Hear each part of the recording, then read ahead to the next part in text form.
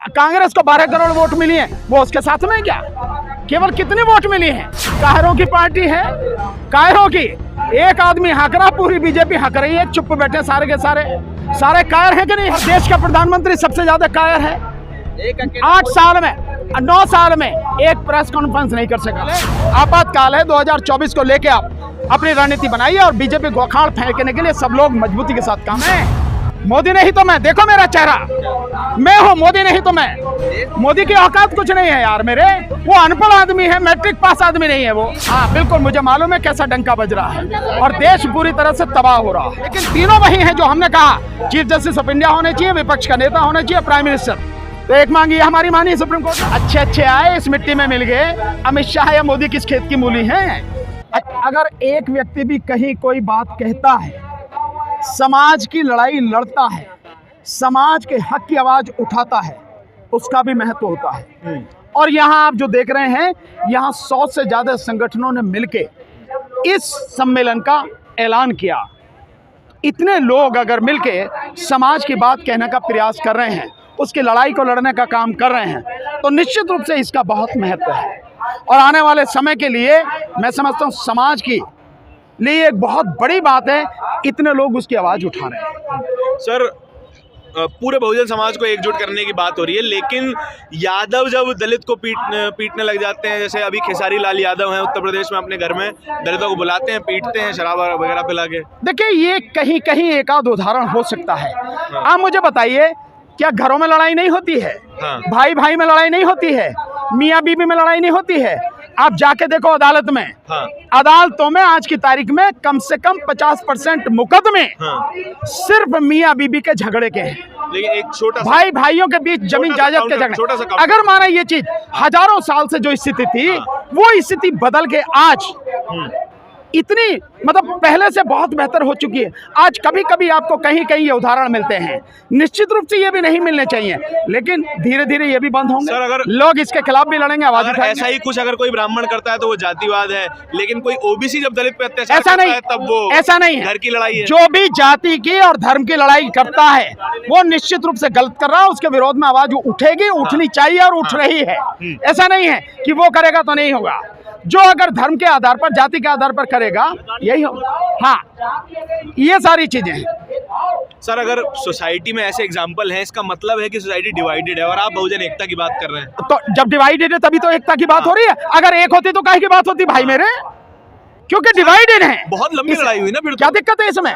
समाज में परिवर्तन एक दिन में नहीं आता, एक महीने में नहीं आता, एक साल में नहीं आता, सालों लगते हैं, तब जाके परिवर्तन आता है। आप देखिए, 3500 साल की लड़ाई लड़ते हुए बाबा साहब को एक बार मौका मिला, और जिस समय मौका मिला उन्होंने अपनी कलम से 3500 साल का इतिहास खत्म करके रख दिया, जो गुलामी थी वो खत्म करके रख दी। तो ये एक पल होता है जब आता है। इसमें सामाजिक परिवर्तन में, राजनीतिक परिवर्तन में समय लगता है। लोगों में धैर्य भी होना चाहिए और उस तरह की रणनीति भी होनी चाहिए। और रणनीति 2 तरह की होती है, एक तो होती है शॉर्ट टर्म और एक होती है लॉन्ग टर्म। तो शॉर्ट टर्म आप कह सकते हैं कि आज 2024 का जो चुनाव है उसको लेकर बनानी चाहिए, जैसे मैंने मंच से बोला। और लॉन्ग टर्म ये है कि समाज उस रास्ते पर कभी जाए नहीं जो उसकी बर्बादी का है। ये इस तरह की लीडरशिप समाज में पैदा ना हो जो उसको तबाह और बर्बाद करने के लिए केवल अपने स्वार्थ में हो। उसके लिए लंबी रणनीति बनानी पड़ेगी, उस पर अमल करना पड़ेगा, ताकि 5 साल में, 10 साल में, 15 साल में ये जो पूरी गंदगी है ये साफ हो सके। क्या है शॉर्ट टर्म स्ट्रैटेजी, क्या है सर? नहीं, शॉर्ट टर्म तो मैंने कह दिया कि अब तो सबसे पहले आपातकाल है, 2024 को लेके आप अपनी रणनीति बनाइए और बीजेपी को अखाड़ फेंकने के लिए सब लोग मजबूती के साथ काम करें। ये रणनीति होनी चाहिए। मजबूत पार्टी है, कैसे उखाड़ फेंकेंगे? कौन कह रहा मजबूत है? कायरों की पार्टी है, कायरों की। एक आदमी हक रहा, पूरी बीजेपी हक रही है, चुप बैठे सारे के सारे कायर हैं कि नहीं है? और देश का प्रधानमंत्री सबसे ज्यादा कायर है। 8 साल में 9 साल में एक प्रेस कॉन्फ्रेंस नहीं कर सका। एक प्रेस कॉन्फ्रेंस, एक अकेला सब पे भारी कैसे? 140 करोड़ उसके साथ में है। जो कांग्रेस को 12 करोड़ वोट मिली है, वो उसके साथ में क्या? केवल कितने वोट मिली हैं? देश में कितने लोग उसके साथ में? और आज की तारीख में तो वो भी नहीं है। सर, बार-बार चुनाव जीत रहे हैं, ईवीएम से जीत रहे हैं और कोई कारण नहीं है। ईवीएम जिस दिन हट जाएगी, बैलेट पेपर से चुनाव हो जाएगा, धड़ाम से नीचे आ जाएगी, 50 सीटें नहीं जीत पाएंगी। नहीं तो कौन? मोदी नहीं तो मैं, देखो मेरा चेहरा, मैं हूँ, मोदी नहीं तो मैं। मोदी की औकात कुछ नहीं है यार मेरे, वो अनपढ़ आदमी है, मैट्रिक पास आदमी नहीं है वो। चीन कब्जा कर क्यों नहीं है? चीन कब्जा कर लेगा पाकिस्तान। चीन कब्जा करेगा मोदी के रहते हुए, मोदी ने करवा दिया, 2000 किलोमीटर कब्जे में ले लिया और चू नहीं बोला, मोदी नाम भी नहीं ले रहा चीन का। ये स्थिति है। अभी देख रहे हैं ऑस्ट्रेलिया के पीएम जो फोटो ले रहे हैं, सेल्फी ले रहे हैं, फोटो लेने में तो उसका जवाब ही नहीं है, फोटो ही तो खिंचवाता है और कम तक का। भाई काम क्या है, सेल्फी लो या फोटो खिंचवाओ, कैमरे की तरफ देखो, पूजा करने भी जाओ तो वहां भी कैमरा लगा दो, अंदर भी लगा दो और बाहर भी लगा दो, इसके अलावा काम क्या है? डंका बज रहा है मोदी जी का। हाँ बिल्कुल, मुझे मालूम है कैसा डंका बज रहा है और देश पूरी तरह से तबाह हो रहा है। सर इलेक्शन कमीशन ने तो अब आपकी बातें मान ली है, chief election commission election commission ने नहीं मानी, अब संतुष्ट जो बात मानी है हमारी 2 मांगे जी सुप्रीम कोर्ट ने उन पर आदेश दिया है। जी। निश्चित रूप से रेट हमारी नहीं थी, पर जो भी था हमारी 2 मांगे। एक, हम ये चाहते थे कि इलेक्शन कमिश्नर जो हैं इनका जो सिलेक्शन हो वो 5 लोगों का एक बोर्ड बने, उसके माध्यम से हो। तो 5 की जगह उन्होंने 3 कर दिए, लेकिन तीनों वही हैं जो हमने कहा, चीफ जस्टिस ऑफ इंडिया होने चाहिए, विपक्ष का नेता होना चाहिए, प्राइम मिनिस्टर।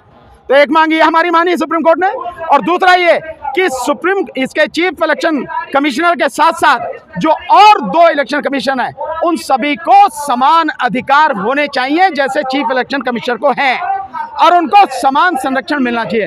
ये बात हमारी मानी, इसके लिए धन्यवाद। कराएंगे जो सीबीआई अभी है। निश्चित रूप से मैंने इस पर सवाल उठाया है कि भाई आपने जो आदेश दिया है, इस आदेश के तहत सबसे पहले काम करना था वर्तमान में जो तीनों इलेक्शन कमिश्नर है इनको हटा के ये जो पैनल आपने बनाया है, इस पैनल के माध्यम से नई नियुक्ति आप उसमें करते, तब आपकी इस बात का असर होता।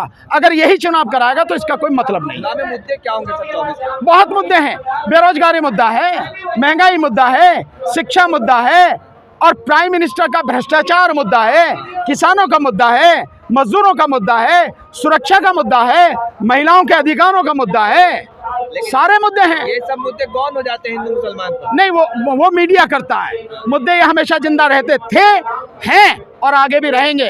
आप लोग इस मुद्दों को जो जिंदा रखने में हमारी मदद कीजिए ना। लेकिन आप लोग बार-बार महंगाई, बेरोजगारी, गरीबी की बात करते हैं, फिर भी जीत जाते हैं सब जगह से बीजेपी। मैंने बताया तो सही, ईवीएम हटा दो, पता लग जाएगी। अमित शाह जी कह रहे हैं कि 50 साल तक कहीं नहीं जाने वाली बीजेपी का दौर आया है। अच्छे आए, इस मिट्टी में मिल गए। अमित शाह या मोदी किस खेत की मूली हैं? अच्छे मिल गए इसी में। अभी तक एक भी चुनाव नहीं हारे वो। कौन नहीं हारे? कौन नहीं हारे? अभी 3 राज्यों में हुआ ना, तो 3 राज्यों में, मेघालय में 58 सीटों पर, 60 में से 58 सीटों पर जमानत जब्त हुई है बीजेपी की। और भी कुछ बताऊं? लेकिन 2 में तो 60 में से 58 में जमानत जब्त, और तुम करो जीत रहे यार। क्या है? अमित शाह बोल रहे हैं कि 30 साल दे दीजिए, देश विश्व गुरु बन जाएगा। 30 साल? हाँ। अगर हमारे हाथ में हो तो 30 सेकंड भी ना दें। अब 30 साल की बात कर रहे हो यार मेरे, और 2024 में तो समेट ही देंगे, चिंता करने की कोई जरूरत नहीं है।